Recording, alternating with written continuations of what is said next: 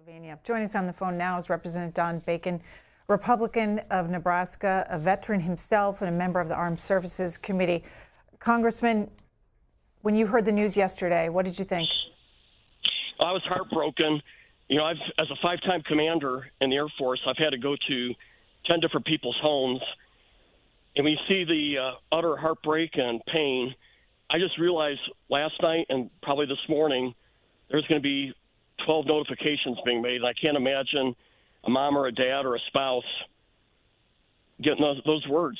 It is heartbreaking, and it lasts a lifetime. That pain never goes away. Do you think, Congressman, that this was preventable, or is this part of the possibility when you're withdrawing from a conflict like this after 20 years? Well, I look at it from two vantage points. I think it was preventable in that the overall plan has been very botched. To withdraw our troops before we withdrew to civilians and the special immigration visas or immigrant visas, the interpreters, we withdrew our troops, withdrew out of Bagram Air Base, and we just did things in a way that it does not make sense. And I just call it a botched operation.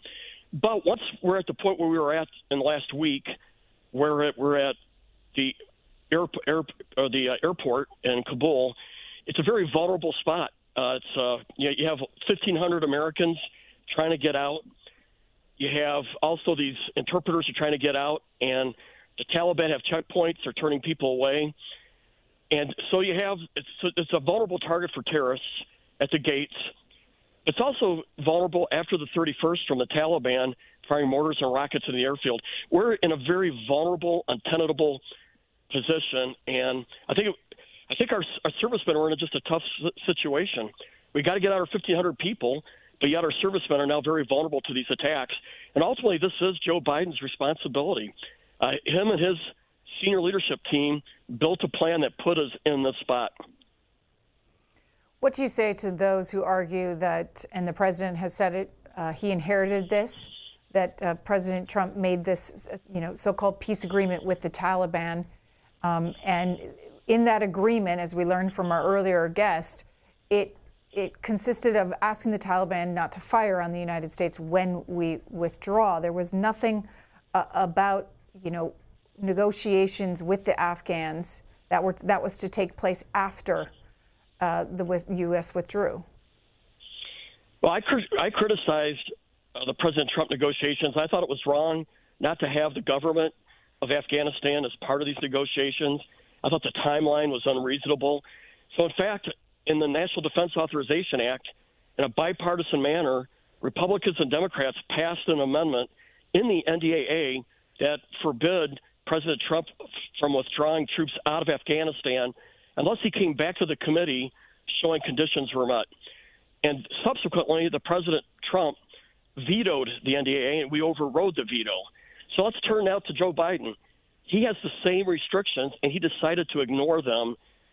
And he said for national security reasons that he was just going to ignore the law. And so I get angered that President Biden does not take responsibility or accountability here. He'll say the buck stops here, but then he blames President Trump.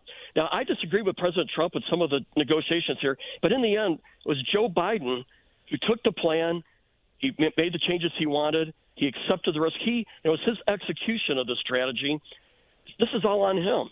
And yes, we could criticize President Trump for some of the negotiations, but in the end, Joe Biden, this is his plan, and this is what he's executing. Congressman, he says that the military was 100% behind this plan that they presented to him. What's your reaction to hearing that? Well, if that's the case, there's some people that need to be resigned or fired.